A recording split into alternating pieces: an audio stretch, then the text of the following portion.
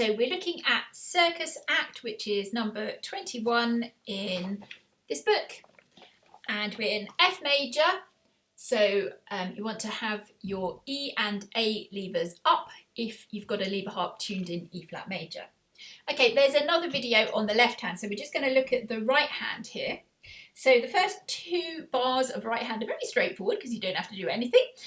Meanwhile, the left hand is going to go cha, cha, cha, cha. And then the right hand comes in. And when the right hand comes in, this is what it's going to play.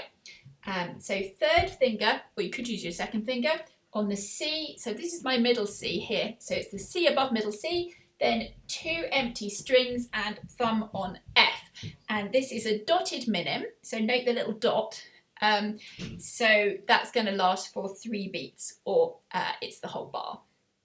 And then after you played this chord, you're going to move to second finger and thumb.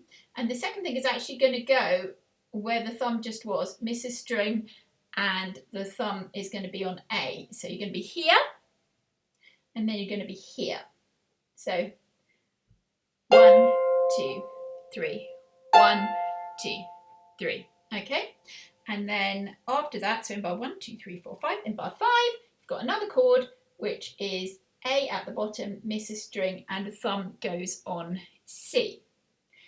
So if we do the whole of the right hand of the first line, which is the first 1, 2, 3, 4, 5 bars, it's going to be 2 bars of silence, and then 1, 2, 3, 1, 2, 3, 1, 2, 3.